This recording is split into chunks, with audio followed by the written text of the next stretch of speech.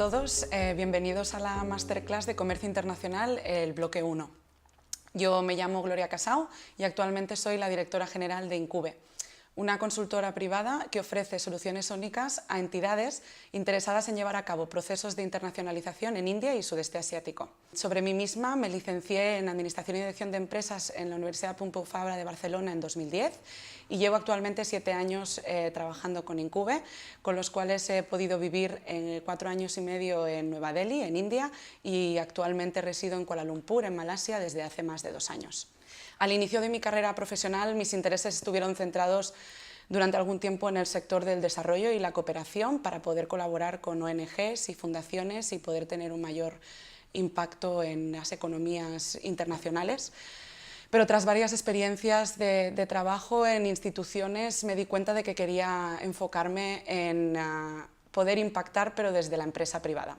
De ahí que estoy a día de hoy aquí y entonces, desde entonces he estado involucrada en un amplio rango y número de proyectos de internalización en India, Malasia, Tailandia, Singapur y otros países del sudeste asiático para todo tipo de industrias y de productos y servicios, con el fin de ayudar a estas empresas a internacionalizarse en destino. En esta masterclass espero poder transmitiros mi experiencia y conocimientos sobre mercados internacionales y el proceso de exportación que he ido adquiriendo a lo largo de todos estos años. A continuación procedemos a presentar cuál será el enfoque y el índice de esta masterclass, ¿de acuerdo? Está dividida como en 5 apartados diferentes. A priori vamos a entrar en una definición general del comercio internacional. Luego pasaremos a repasar brevemente la historia del comercio internacional con el fin de situarnos y ponernos en contexto. Posteriormente pasaremos a identificar por qué una empresa decide internacionalizarse, para luego poder establecer un método para la internacionalización de una empresa, ¿de acuerdo? Para ello hemos creado una empresa ficticia y haremos el método en 5 fases y posteriormente pasaremos a ver casos reales que hemos llevado a cabo con Incube con el fin de poder poner en práctica la teoría. Definición de comercio internacional. Bueno, como todos sabéis, es el intercambio de bienes como productos o servicios entre países de alrededor del mundo. A mí me gusta hacer la comparativa de que es una derivación del comercio interior, ¿no? O doméstico hacia nuevos mercados, y que presenta una operativa similar, pero está sujeta tanto a trámites como documentación, legislación, divisas y otros conceptos. Esto tiene sentido porque hay distintos agentes involucrados, en este caso países con regulaciones muy variadas a nivel interno, por lo que es importante crear un marco común y una homogeneización de las leyes de comercio internacional. El comercio internacional y su historia. Vamos a dar un breve paso a la historia de este sector. Todo comenzó con la Edad de Oro, que se considera desde el siglo XIX hasta inicios del siglo XX. Hubo 2 momentos cruciales para la Edad de Oro. El primero de todos es la industrialización y el segundo, la mejora de los métodos de transporte a nivel mundial. Empezaron las primeras líneas de ferrocarril y luego la introducción o el uso más habitual del barco de vapor. El crecimiento industrial propicia que nazcan los primeros ferrocarriles, que a su vez y gracias a su crecimiento implica que se siga creciendo a nivel industrial. Como he dicho, hay que tener en cuenta la introducción del barco de vapor, que tuvo menos incidencia que el ferrocarril, pero que contribuyó al desarrollo a nivel industrial, aunque en menor medida, porque el hecho de que necesitaran carbón para su funcionamiento lo dejaba en desventaja con otros métodos de transporte, como por ejemplo el barco de vela. Entonces, la situación en la Edad de Oro era la siguiente, ¿no? Los países más industrializados aumentan su capacidad productiva de manufacturas en general y alimentos en específico, es decir, productos no procesados o industrializados. Esto provoca un exceso de oferta, mucha producción, mucha oferta de productos y acaban por exportarse a otros territorios con menos capacidades productivas, por lo que se crea una especialización. Aquellos mercados que tienen un desarrollo industrial se especializan en la producción de manufacturas industriales y aquellos mercados que absorben dichas manufacturas se centran en la producción de productos menos industrializados o procesados, por lo que se sirven de intercambio los unos con los otros. Cada uno se especializa en lo que es bueno y acaba proveyendo al resto de lo que no puede producir internamente. Posteriormente pasaríamos a la desintegración. Antes de llegar a la desintegración o la crisis que se sufrió a nivel de comercio internacional, había un periodo de bonanza, ¿no?, viniendo de la Edad de Oro y estabilidad, que estaba entre 1924 y 1929, donde el crecimiento anual del comercio exterior se situó por encima del 6%. A pesar de la buena situación, era evidente que las cosas no estaban yendo como antes en la Edad de Oro y que si algo caracterizó estos últimos años de bonanza fue que la demanda de productos era cada vez más débil, cosa que dificultó la salida de un importante volumen de materias primas y propició la crisis del 29. La crisis del 29 se caracteriza principalmente por una sobreproducción. Hay un exceso de oferta que provoca una bajada general de los precios de productos y materias primas. Esto a la vez provoca que los países, en vez de seguir fomentando sus relaciones internacionales o su intercambio de bienes y servicios, se vuelvan proteccionistas y apliquen barreras a la entrada de productos importados, dificultando el comercio exterior y un retroceso en la economía. Con esto pasaríamos a la última etapa de la historia que estamos comentando brevemente, y es la etapa de la reglobalización, que se da posteriormente a 1945.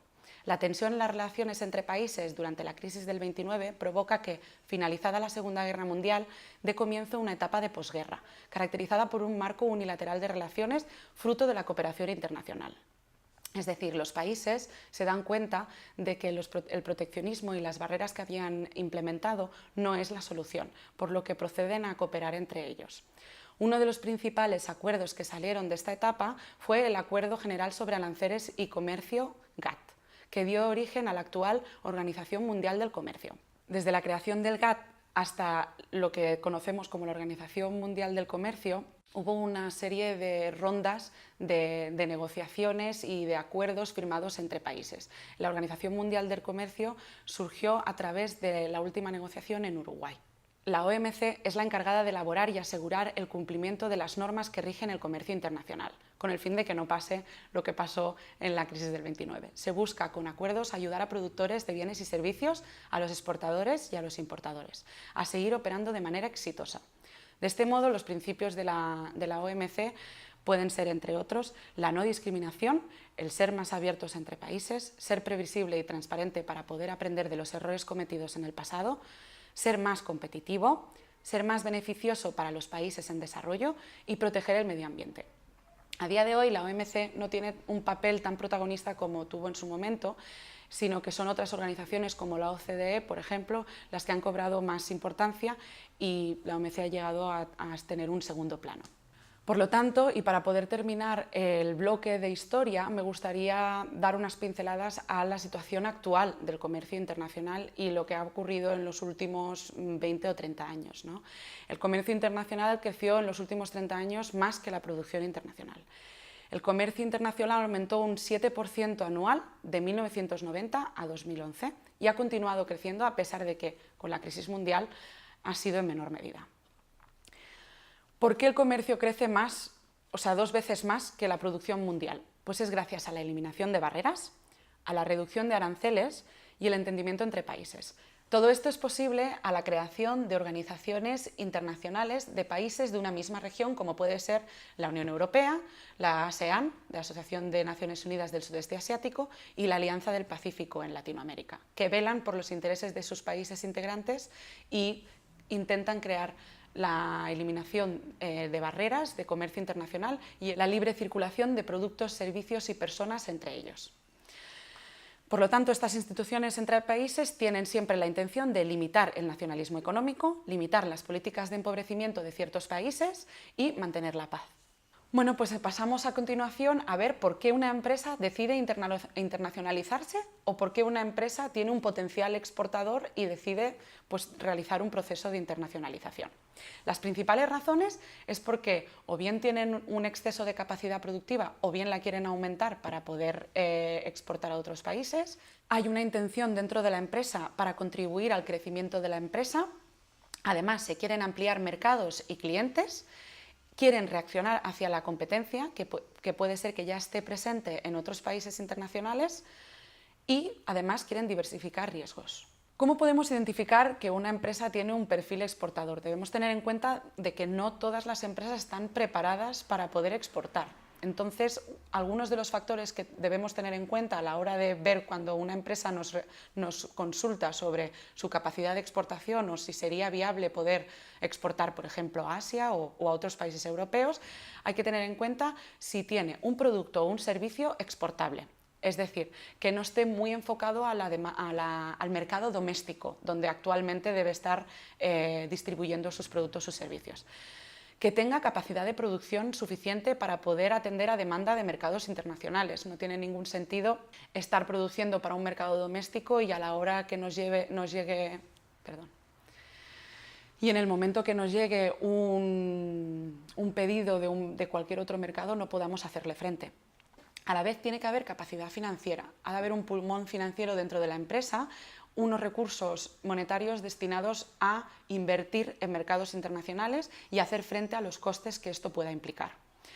Además, tiene que haber un compromiso de la dirección. La dirección de la empresa o el consejo de la empresa debe tener una intención clara de querer exportar y unos objetivos claros de a qué países anualmente se quiere exportar o obtener resultados.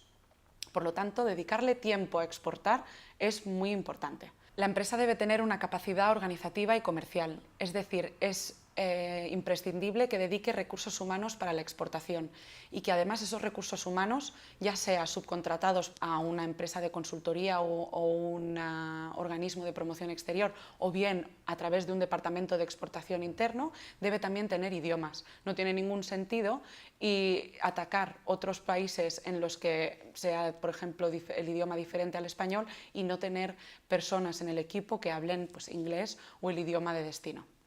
Una vez tenemos en cuenta cuál es el potencial exportador de las empresas y cómo es el perfil de una empresa exportadora y qué necesita para hacerlo, pasamos a la explicación del método para la internacionalización de una empresa. Para ello, hemos creado una empresa ficticia. La empresa se llama Mandarina S.A. Es una empresa que produce fertilizantes, es decir, se dedica a la nutrición vegetal. La sede social está en España y el tipo de empresa es una pyme. Tiene 25 trabajadores y la facturación es de 1 millón de euros al año. El tanto por ciento de exportación de la empresa a día de hoy es del 25% de la facturación. Mandarina S.A. se fundó en 2001 en España con el objetivo de desarrollar, formular, producir y comercializar fertilizantes con un valor añadido.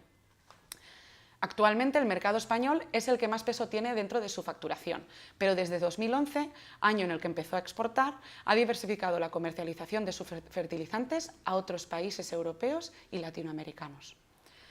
Tras la participación en Fruit Logística 2017, una de las ferias de referencia del sector en Europa, la empresa recibe visitas a su stand de empresas asiáticas interesadas en sus productos, lo que le hace plantear Asia como una región a la que empezar a exportar.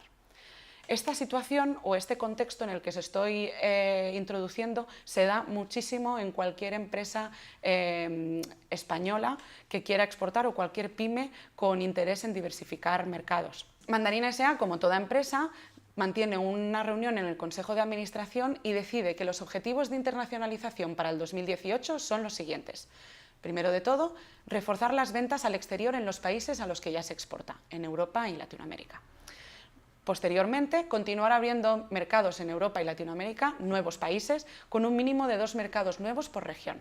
Y finalmente, evaluar el potencial real que tiene Asia como región y como continente al que exportar y conseguir introducir sus productos en al menos un mercado asiático. Estos son los objetivos para 2018. Como Mandarina S.A. dispone de un departamento de internacionalización desde el cual están trabajando ya Europa y Latinoamérica, o de exportación, que está compuesto además por 4 personas, a priori no tienen la necesidad de subcontratar servicios de consultoría para internacionalizarse. Esto se debe a que disponen de suficientes recursos humanos a nivel interno. Para hacerlo, hay un compromiso claro por parte de dirección en abrir mercados como Asia y se va a destinar presupuesto para ello. No olvidemos el perfil de empresa exportadora y lo que necesitan para exportar. Además, 2 de las personas del Departamento de Internacionalización hablan inglés. Si alguna de las razones mencionadas en esta diapositiva no se cumpliera en cualquier empresa que quiera exportar, la contratación de servicios de consultoría, así como acudir a instituciones de promoción de comercio exterior para pedir ayuda, sería lo más adecuado y recomendable. Me gustaría hacer un breve inciso en las opciones que tiene una empresa exportadora o una pyme exportadora como Mandarina S.A. a la hora de abordar regiones a las que no se ha dedicado anteriormente y que a lo mejor no tiene contactos, etc. Las instituciones de promoción exterior son de gran ayuda. Hay un amplio rango de instituciones de promoción exterior que básicamente se financian por fondos públicos, en la mayoría de casos por fondos europeos, y que promueven la internacionalización de las empresas desde España hacia el mundo o desde cualquier país del mundo hacia otros países del mundo. La principal institución de promoción de comercio exterior en España es el ICEX, el Instituto de Comercio Exterior de España. El ICEX trabaja a nivel nacional y acoge a cualquier empresa o puede apoyar a cualquier empresa que quiera internacionalizarse. Aparte del ICEX, que actúa a nivel nacional, es decir, para todas las empresas españolas, encontramos organismos de promoción internacional a nivel de comunidad autónoma. Este sería el caso, por ejemplo, de Asturex para la comunidad asturiana, Acció en Cataluña, Extenda en Andalucía, Aragón Exterior en Aragón. Las cámaras de comercio también pueden ser un apoyo importante y, posteriormente, además de estas instituciones que son públicas, en su gran mayoría también encontramos asociaciones del sector que promueven y hacen actividades a nivel de comercio internacional. Por ejemplo, la FIAP, la Federación de Industrias de Alimentación y Bebidas Española, Interporc, que es la asociación de las empresas productoras de cerdo de capa blanca en España, PIMEC, que es una patronal de empresas, y Secartis, que por ejemplo agrupa a todo el subsector de empresas de tecnología, es un clúster de empresas de tecnología. Entonces, es importante tener en cuenta estas instituciones de promoción y las consultoras como la nuestra, por ejemplo, porque muchas de estas instituciones, por no tener oficinas propias en los mercados de destino, se apoyan en consultoras privadas para ofrecer servicios de internacionalización y además realizar actividades agrupadas para poder visitar y conocer potenciales en los mercados de destino. Bueno, siguiendo con el método de internacionalización, pasamos a la fase de la matriz de selección de mercados, que es, a priori, la primera fase. El Departamento de Exportación de Mandarina S.A. se pone manos a la obra con la tarea de seleccionar 5 mercados más potenciales en Asia para una primera aproximación de la región. Debemos pensar que Asia es un continente y hay más de 50 países, por lo que la empresa lo primero que hace es empezar a filtrar y analizar de qué países son las empresas que visitaron su stand en Fruit Logística 2017 y mostraron interés en sus productos. Haciendo el recuento en el departamento de exportación, había un total de 4 empresas indias, 2 tailandesas y 3 indonesias que se aproximaron al stand. Por lo tanto, la empresa decidió llevar a cabo una selección de mercados con los países que conforman la ASEAN, incluyendo adicionalmente India por el interés mostrado en la feria. La ASEAN, a día de hoy, tal y como hemos mencionado antes, es uno de los organismos que vela por el libre intercambio de productos, servicios y personas en los países integrantes. Hay un total de 10 países que lo integran, entre ellos Indonesia, Malasia, Filipinas, Singapur, Tailandia, Brunei, Vietnam, Laos y Camboya. Mandarina S.A. se focalizó en la ASEAN porque desde el 2015 había podido averiguar que estaba intentando subir un nivel la organización y ya no era únicamente una asociación de países, sino que es como una comunidad económica europea, pero sin una moneda única. Es decir, que a pesar de que ahora las barreras arancelarias son casi inexistentes, la tendencia es que se eliminen del todo. Por lo tanto, es importante que si la Mandarina S.A. consigue introducirse en uno de estos países, es muy probable que a la larga pueda estar distribuyendo sus productos a través de la entrada en uno o dos países a todos los países de la región, porque se retroalimentan los unos con los otros. Entonces, para llevar a cabo esta matriz de selección de mercados, tal y como vemos en la diapositiva y en el cuadro, hemos tenido en cuenta un total de 11 países, que son los que ya he mencionado, más la India, y un total de 5 variables o factores a tener en cuenta con el fin de poderlo cribar. El primero es el PIB per cápita, luego pasaríamos a analizar el tamaño de mercado, las barreras arancelarias que supone cada uno de estos países, la producción local y el Doing Business. El Doing Business es un ranking a nivel internacional en el que se establece la facilidad para hacer negocios en los países de destino. Para ello hemos confeccionado esta matriz de selección de mercados. Es una matriz bastante simple. La matriz puede ser replicable y hacerse mucho más complicada contra más variables o más específicos queramos ser en la selección. En esta matriz que vemos, lo que hemos hecho es sacar los datos de cada uno de los factores para cada uno de los países. Con esos datos hemos creado una ponderación del 1 al 100 para cada uno de los factores. Es decir, en el caso del PIB per cápita, teniendo todos los valores, se ha dado una puntuación de 100 a aquellos países que tengan mayor PIB. Para el tamaño del mercado, se ha dado una puntuación de 100 a aquellos países que tengan un mayor tamaño. Las barreras arancelarias, se ha dado una puntuación de 100 a aquellos países que tengan menores tantos por ciento de aranceles. Para la producción local se ha dado 100 a aquellos que tengan menos producción local de fertilizantes en el país. Y en el Doing Business se ha dado una puntuación de 100 a la que tenga, al país que tiene más posición en ranking.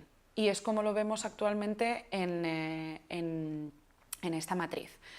Además, hemos dado un peso a cada uno de los factores. El PIB per cápita tiene un 10%, tamaño de mercado, la producción local y el doing business contribuyen en un 20% y las barreras arancelarias, que es muy importante y en estos países de Asia, desde el exterior, hay que tenerlo muy en cuenta, tiene un peso del 30%.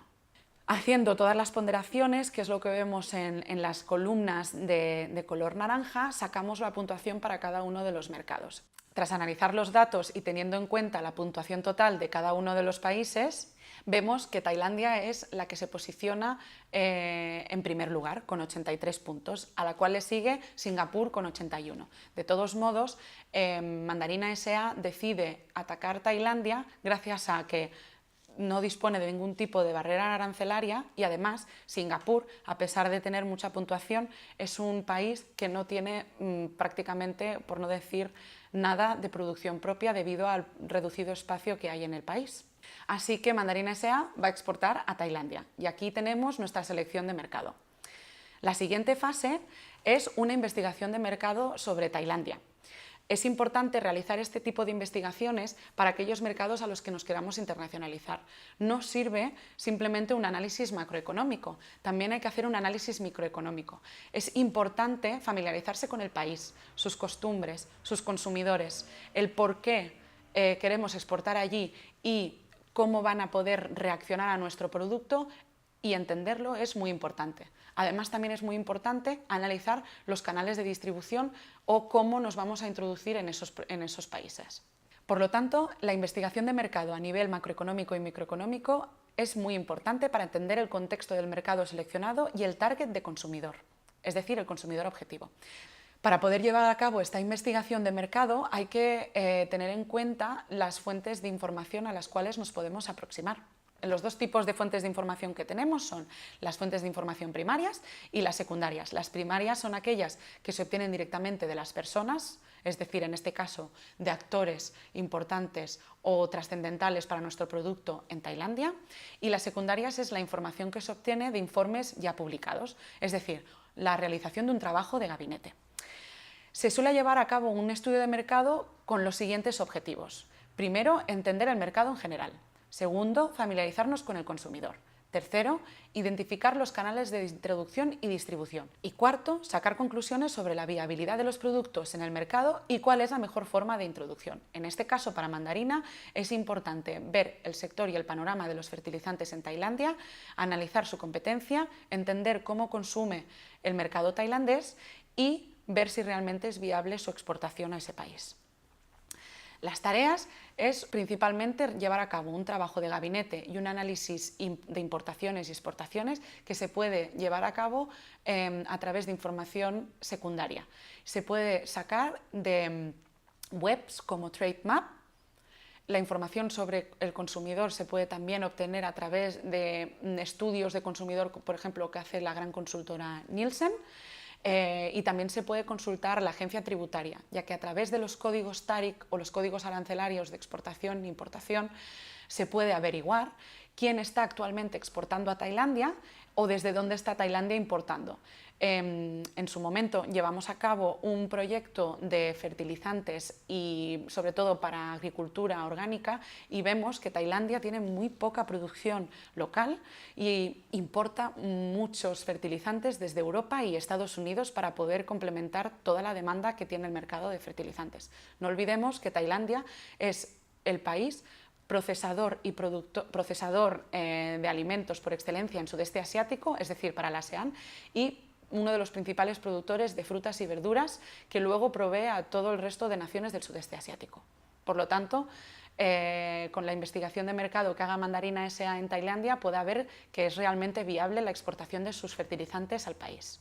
Bueno, para finalizar con esta investigación de mercado, ya que ya hemos llegado a la conclusión de la viabilidad y he querido transmitiros ese conocimiento que tengo respecto al sector, algunos de los otros puntos que deberíamos tener en cuenta en esta investigación, aparte de la situación arancelaria y del producto, los requisitos y barreras de ingreso, el tema de certificaciones, también habría que analizar a nivel de logística cuánto cuesta o cuál es el transporte requerido para la exportación de fertilizantes a Tailandia.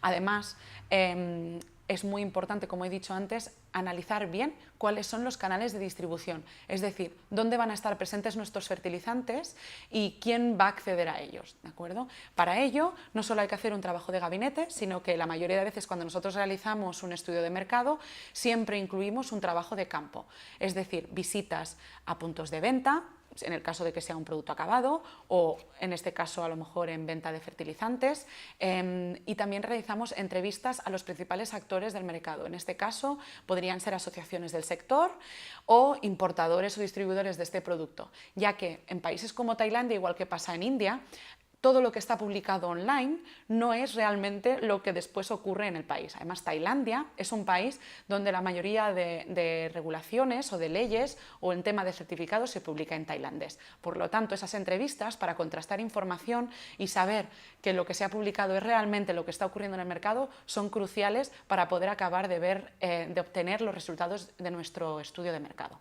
Posteriormente, cuando ya disponemos de toda esta información, hemos seleccionado el mercado, ya sabemos que podemos exportar a Tailandia, entonces nos ponemos manos a la obra, ¿no? Mandarina S.A. dice, perfecto, Tailandia. Y lo que pasamos a hacer es una tercera fase de identificación de potenciales en destino. Como ya sabréis y seguramente habréis leído en vuestro bloque de comercio internacional, en todos los países siempre ha de haber un agente capaz de poder introducir los productos que nosotros vayamos a exportar desde España en el país. Ese agente puede tener varios perfiles y eso es de lo que vamos a hablar ahora mismo en esta fase. El objetivo, como bien hemos dicho, es introducirse en el mercado de destino. Para ello, es muy importante definir el perfil de potencial en destino, con el fin de no dedicar recursos en vano a la búsqueda y contacto de empresas o de agentes en destino que a la larga no reportarán resultados, ni ventas o beneficios para la empresa exportadora, en este caso Mandarina S.A. Habitualmente, el perfil de contacto al que nos tenemos que dirigir en mercados internacionales es el de importador / distribuidor. ¿Por qué digo barra? Un importador es aquel agente en el país de destino, en este caso Tailandia, que dispone de una licencia de importación expedida por el gobierno tailandés y que puede liberar de aduanas a cualquier producto que entre al país, ¿de acuerdo? Tener este socio en el mercado es crucial, si no, no seríamos capaces de poder pasar aduanas o salir del puerto, ¿de acuerdo? Por lo tanto, esta búsqueda de potenciales en destino es una de las partes más importantes del proceso de internacionalización. Digo importador / distribuidor y vuelvo a lo de antes porque el importador suele compartir el perfil de distribuidor porque lo que hace es recibir la mercancía, la libera de aduanas, la deja en su almacén y posteriormente lo distribuye. Lo que pasa que en países como Tailandia o India, en este caso, no ocurre tanto, por ejemplo, en Malasia, Singapur. Para poder llegar a otras regiones del país, pensemos, India es, por ejemplo, prácticamente un continente o es un país muy grande, e incluso Tailandia en las regiones del norte, no es suficiente con tener un importador distribuidor únicamente a lo mejor en las regiones de las capitales, como pueden ser Bangkok o Nueva Delhi, sino que el importador lo que hace es distribuirlo a otro subdistribuidor, un distribuidor que a la vez llega al resto del mercado. De este modo, nos aseguramos de que nuestro producto se está distribuyendo adecuadamente. Otro de los perfiles que podemos tener en cuenta, y normalmente es para empresas más tecnológicas, no tanto a nivel de fertilizantes, aunque se podría dar el caso, es el de cliente final. A priori, si una empresa es la primera vez que se está exportando a un país como Tailandia, nosotros siempre recomendamos que el perfil a identificar y a contactar sea el de importador-distribuidor. Pero es posible que hayan clientes finales, es decir, empresas que, a pesar de que su naturaleza es producir a lo mejor fertilizantes o cualquier otro producto complementario a los fertilizantes que luego distribuye a las empresas de cultivo del país, ¿de acuerdo?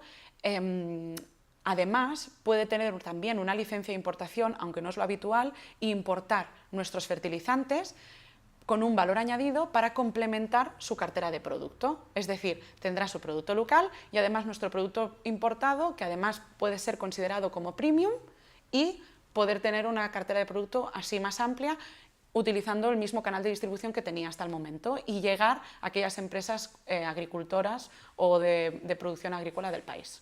Una vez hemos definido cuál va a ser el primer punto de contacto o empresas a las que vamos a contactar a priori cuando los queramos introducir en el mercado, hay que tener en cuenta lo siguiente. Hay que llamarlas, presentarnos y, muy importante, aquellas que muestren interés, hay que ir a visitarlas, mínimo una vez al año. Los mercados internacionales, como son los mercados asiáticos, a pesar de que haya mercados en desarrollo, o sea, muy desarrollados como puede ser Singapur, aprecian muchísimo que la empresa exportadora o el productor viaje para poder visitarlos, ver su planta de producción o de distribución, etc. Es más, nosotros siempre lo recomendamos y en muy pocas ocasiones las empresas no van al país. Incluso si ya se está vendiendo, porque hay que palpar la realidad del país y cómo va cambiando pues, los hábitos de consumo o si hay que adaptar algún producto. Debemos tener en cuenta, y esto lo hemos hablado antes, con tener un producto exportable, el producto que se distribuye en mercados europeos o en mercados latinoamericanos puede no cumplir las necesidades de los mercados asiáticos. Y en este caso, los fertilizantes para Tailandia puede que tengan que tener un componente añadido para poder abastecer la demanda y lo que realmente se pide en Tailandia. Por lo tanto, esos viajes son cruciales. Las conversaciones continuas con el importador y distribuidor también.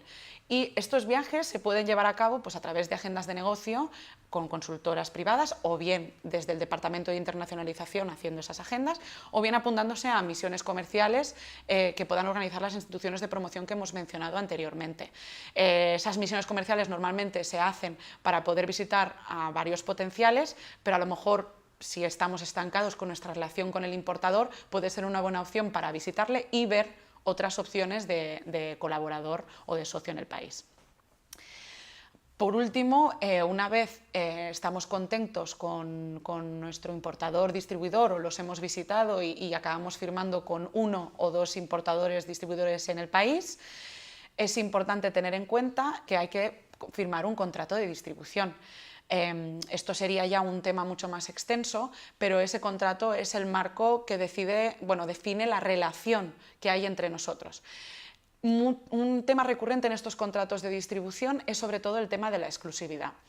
Casi prácticamente todos los importadores del mundo van a pedir exclusividad para el país donde estén, ¿no? Esta exclusividad varía las condiciones por mercado, pero por ejemplo en el caso de Tailandia recomendamos siempre que si se firma una exclusividad sea en base a ventas y ventas sobre todo en medidas en el tiempo, es decir, anuales, que el importador pueda mantener esa exclusividad si ha llegado a cierto volumen de ventas cada año o cada 6 meses, por ejemplo, ¿de acuerdo? Bueno, pues ya tenemos socio, ya entendemos el país, estamos exportando a Tailandia nuestros fertilizantes y claro, han pasado, ya es 2018 hemos conseguido nuestro objetivo, pero 2019-2020 están siendo unos años duros, no se está llegando a las ventas requeridas y bueno, se vuelve a reunir el Consejo de Administración o la dirección de la empresa con el Departamento de Internacionalización y dicen, bueno, ¿qué hacemos, no? ¿Qué hacemos para poder promocionar nuestras ventas y conseguir el objetivo de vender e incrementar las ventas en el país, en este caso Tailandia, ¿no? Bueno, las acciones de promoción son muy importantes.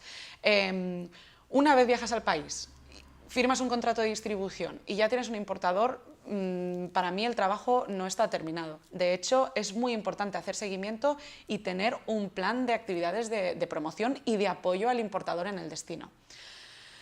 Algunas de las acciones de promoción a considerar, y luego si acaso hablamos un poco de lo más concreto para el caso de Mandarina, sería, por ejemplo, lo que mencionaba antes de las visitas continuas al país y al importador para ver la realidad del mercado. Solo así podemos configurar un buen plan de promoción.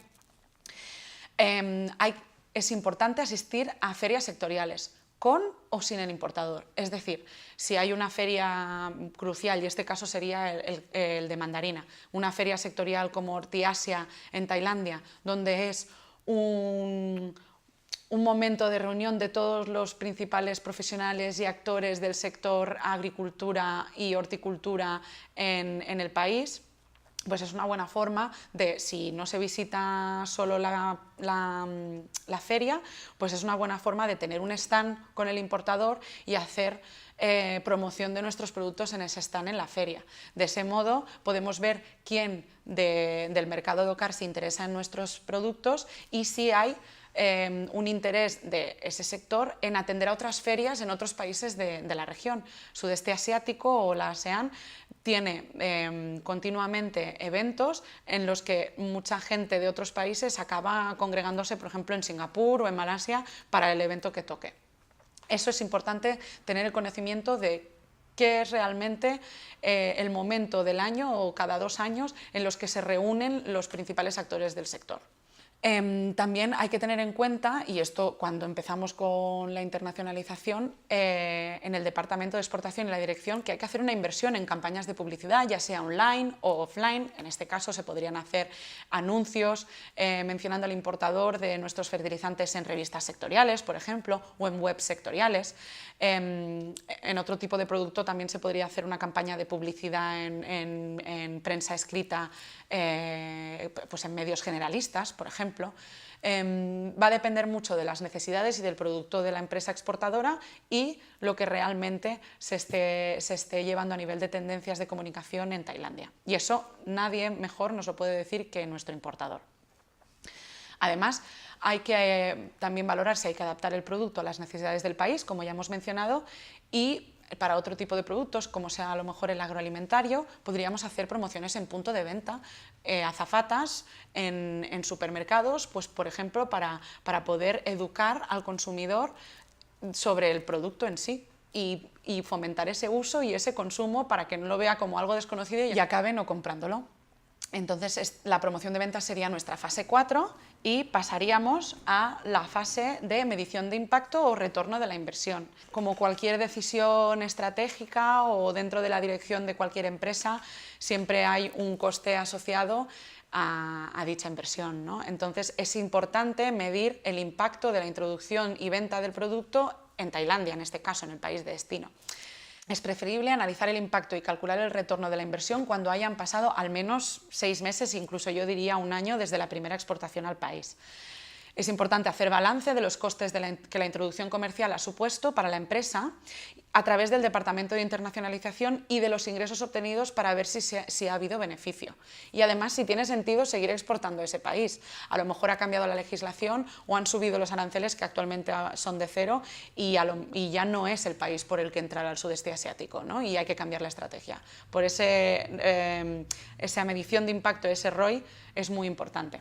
Entonces, tras el análisis ROI, Mandarina deberá analizar también el posicionamiento de su producto en Tailandia y crear un plan de negocio que incluya las acciones de promoción que hemos dicho para mejorar posicionamiento, conocimiento del producto y ventas en más canales de distribución. Pues con esto terminaríamos nuestro método de internacionalización y pasaríamos a los casos reales, que en realidad es lo que es más emocionante. Ver cómo empresas se han visto en la situación como Mandarina o en distintas situaciones y han tenido que actuar y al final pues, han sido exitosas con sus retos, ¿no? Casos reales. El primero es un caso un poco más también teórico para que podáis ver una de las fases, que es la de estudio de mercado. Se hizo un estudio de mercado de la uva de mesa en India, Nuestro cliente fue el Instituto de Promoción de Perú, en la India, y los objetivos eran presentar el panorama actual del mercado de la uva de mesa en India a través de fuentes primarias y secundarias de información, con el fin de confeccionar un estudio y publicarlo en Perú para que las empresas peruanas pudieran acceder al mismo y tomar decisiones sobre la exportación de sus frutas a la India, ¿de acuerdo? En este caso, de la uva. Fue un trabajo bastante intensivo a lo largo de 3 meses, en el que se llevó a cabo un análisis de importaciones y exportaciones dentro del trabajo de gabinete, tomando de referencia los códigos TARIC de las uvas, viendo la procedencia de las importaciones de las uvas en India y identificando cuál era la competencia directa de Perú en el país. Además, se hizo un importante trabajo de campo en el que se visitaron más de 5 puntos de venta en la capital, en Nueva Delhi, y además se visitaron centrales de distribución de frutas y verduras en India. Lo digo porque las centrales de distribución de frutas y verduras en India no es una mercabarna como lo que podemos tener en Barcelona, sino los mercados mayoristas de frutas y verduras en India son toda una experiencia por el nivel de desorganización, pero es donde están localizados los importadores con sus almacenes y hay que ir a visitarlos, ¿no? Y mantuvimos unas 3-4 reuniones con importadores del sector con el fin de poder conocer la realidad. Además, en ese momento India estaba atravesando por un punto en el que el etiquetaje de las frutas estaba cambiando, y el órgano certificador sanitario, el FSSAI indio, estaba interceptando producto en aduanas, por lo que era muy importante saber cómo había que etiquetar y empaquetar las uvas, en este caso, para poder hacer una exportación con éxito y que no se pudriera el producto en aduanas. ¿Cuál fue el resultado? Pues se consiguió averiguar que los importadores indios tenían interés en importar uva desde Perú, a pesar de los costes de transporte que eso suponía. Además, ese interés era creciente en las ventanas del año en las que ningún otro país competidor, como era en este caso la competencia directa Estados Unidos, podía exportar por no disponer de producción en ciertas temporadas del año, ¿no? Así que, bueno, desde entonces, yo que voy recurrentemente a India, hay uva peruana, también la hay en Malasia, así que nos gusta pensar que fue gracias en parte a ese informe que hicimos para poder expresar las oportunidades que tenía este sector a las empresas peruanas. Y pasaríamos al caso 2. El caso 2 es un caso que ejemplifica la identificación de potenciales y la promoción en las ventas, y es el caso de la empresa Simil Diet.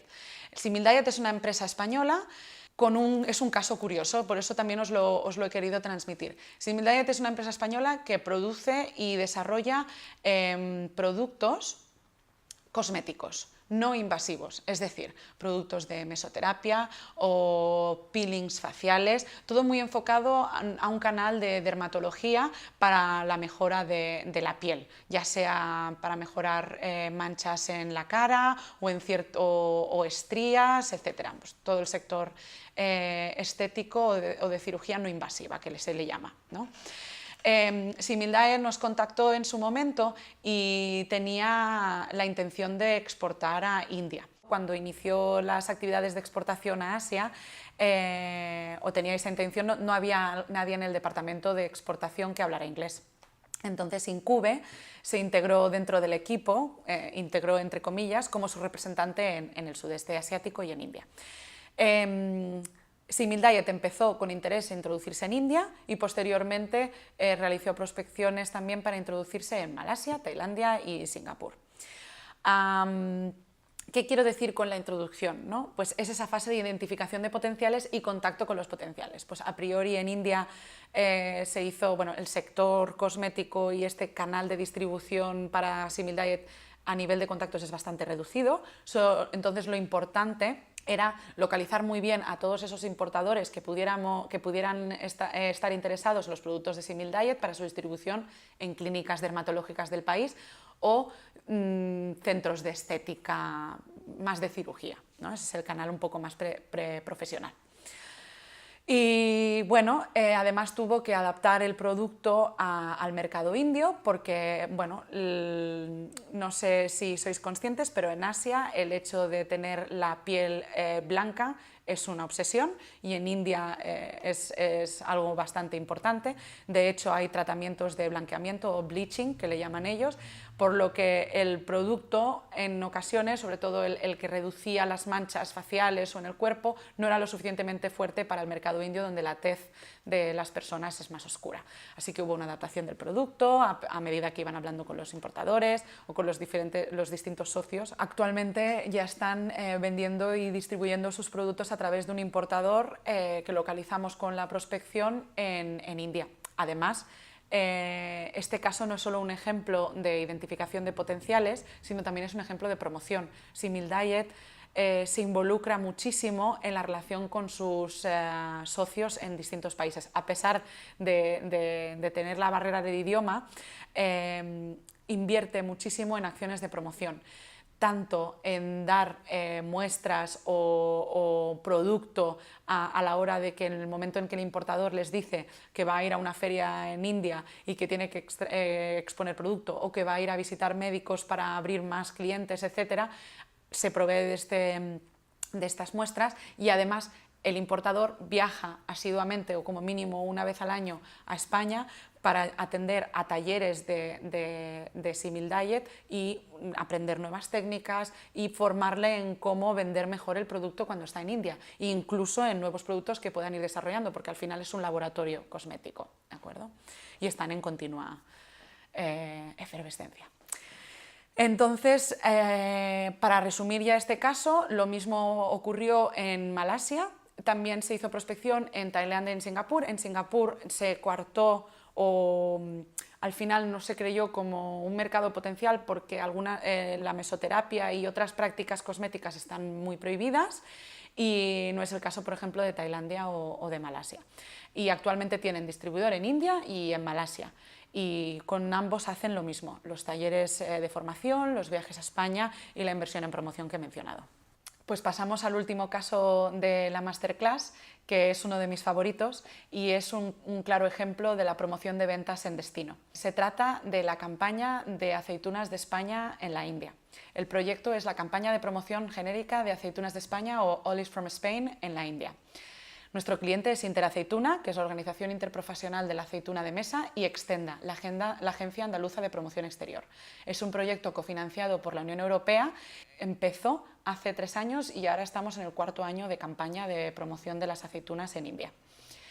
¿Cuál es el objetivo de este proyecto? El objetivo es el de promocionar la aceituna de mesa española en India entre hombres y mujeres mayores de 20 años con un nivel de ingreso medio y medio alto, usuarios de Internet y compradores de productos de importación, además de promocionarla entre los profesionales del sector con el fin de aumentar el conocimiento del producto y las ventas del mismo en India. Recordad, objetivo siempre aumentar las ventas. Estamos en la fase de promoción. Entonces, actualmente estamos operando el 4.º año de la campaña. Y cabe mencionar que los 2 primeros años se centraron muchísimo en aumentar el conocimiento de la aceituna en la India. Es un total desconocido, a pesar de ser una categoría de producto que se distribuye ampliamente en el país, sobre todo en las grandes urbes. De todos modos, los 2 últimos años nos hemos centrado, y es también el eje de la campaña de este año, en incrementar el uso del producto. Es decir, a través de haber aumentado el conocimiento, queremos que el consumidor indio de esta clase media y media alta integre el uso de la aceituna en su cocina. Este tipo de proyecto se suele realizar cada año, o en temporadas de 7 o 8 meses, en las que se llevan a cabo distintas actividades a lo largo de ese tiempo. Para cuando presentamos la propuesta del proyecto, lo que hacemos es internamente evaluar qué fue bien el año anterior y qué necesitamos para este año, con el fin de seguir incrementando las ventas, el conocimiento y el uso de la aceituna, ¿no? Se configura una serie de actividades que pueden incluir publicaciones en prensa escrita, campañas de promoción en redes sociales como Facebook, Instagram, o actividades de promoción para consumidores, e incluso tenemos un brand ambassador como un chef indio que promociona la categoría de producto y crea recetas indias con dicha categoría. También lo podréis ver en las imágenes que os estamos mostrando, pero hemos llevado a cabo publicaciones en prensa escrita, como la infografía que veis detrás mío, en las que no solo nos focalizamos en revistas generalistas o revistas que van directamente a una ama de casa o revistas de deportes, etcétera. Tenemos casi 50 publicaciones de anuncios y publireportajes, y también nos centramos en revistas sectoriales que van a los profesionales, es decir, a los importadores y distribuidores del sector agroalimentario, en los que creamos estas infografías informativas, porque sabemos que en India no están acostumbrados, o a la que ven mucho texto tampoco lo acaban leyendo, por lo que optamos por estas infografías de datos nutricionales y datos curiosos sobre la aceituna de España, para que tengan un mayor conocimiento del mismo y les llame la atención. Esta es una de las actividades, las publicaciones en prensa escrita, y es una campaña que vamos a hacer durante todo el año y van a ir saliendo diferentes piezas de información. Y luego pasaríamos también a la campaña que tenemos online y de redes sociales. Sobre todo tiene mucha fuerza en Facebook y en Instagram. Por ejemplo, en Instagram, el año pasado, en 7 meses, teníamos el objetivo de alcanzar 800 seguidores cuando partíamos de cero, y conseguimos a final de los 7 meses 1.428 seguidores. En Instagram hay una serie de posts mensuales en los que intentamos captar la atención del consumidor y que cada vez nos sigan más personas, y publicamos aquellas recetas que se han confeccionado junto con el chef, que son recetas indias con aceitunas, porque lo que queremos es que integren esta categoría de producto o este producto y no lo vean como un desconocido en su cocina. Lo mismo pasa con Facebook, donde seguimos publicando pues, todas las actividades que llevamos a cabo, y todos los posts que también hacemos en Instagram los acabamos publicando en Facebook. Es una forma de llegar a nuestro target y de seguir informando al consumidor. Otra de las actividades que llevamos a cabo y que son las que tienen mayor impacto, no solo a nivel de prensa, sino también el consumidor, porque tenemos la oportunidad de vernos cara a cara con el consumidor, son las actividades de promoción para consumidores. Aprovechamos una feria o gastronómica, por ejemplo, o algún evento gastronómico que esté dirigido a consumidor, para poder estar presentes con un stand y dar a degustar aceitunas. Esto, por ejemplo, pasó, como veis en las imágenes, el año pasado en el Palate Festival de Nueva Delhi, donde estuvimos presentes con un stand. Nuestro brand ambassador estuvo dando muestras de aceitunas marinadas o de algunos de las recetas que cocinó en masterclasses allí mismo en el evento, y estuvimos informando al consumidor de las propiedades de las aceitunas, de la campaña. Nos preguntaban con qué lo podrían maridar o en qué recetas podían incluirlo, entonces derivábamos la respuesta al brand ambassador, etc. Y bueno, la verdad es que desde que empezamos la concepción de las aceitunas ha ido cambiando, cada vez tenemos más seguidores en Facebook, en Instagram, el impacto es mayor, y gracias a la presencia en estas actividades para consumidores hay mucha prensa escrita del sector que acaba publicando notas de prensa o artículos sobre nuestro stand, así que bueno, esperamos poder seguir haciendo estas actividades y conseguir que, a pesar de que la aceituna no sea alcanzable para toda la población india debido al precio que tiene en tema de aranceles y demás, pues para nuestro público objetivo lo acaben integrando en su cocina. Bueno, y con esto pues concluiríamos la masterclass de hoy. Me gustaría hacer un poco de recapitulación con unos puntos muy breves sobre lo que hemos aprendido, ¿no? o lo que deberíamos haber aprendido. A día de hoy sabemos identificar una empresa con capacidad exportadora, y además sabemos qué recomendar a una empresa exportadora si se plantea nuevos mercados. También sabemos seleccionar mercados con esa matriz y saber qué peso le damos a qué factores según nosotros lo prioricemos desde la empresa, en ese caso Mandarina S.A. También sabemos cómo introducirnos en mercados internacionales de la mejor forma y evitando el máximo de riesgos posibles. Todo esto lo hemos ejemplificado con 3 casos reales que han sido exitosos, pero que en todo momento plantean retos, como todo proceso de cambio en las empresas. Y solo me queda despedirme. Muchísimas gracias a todos por vuestra atención. Espero que os haya sido de utilidad y a lo mejor nos vemos a la próxima.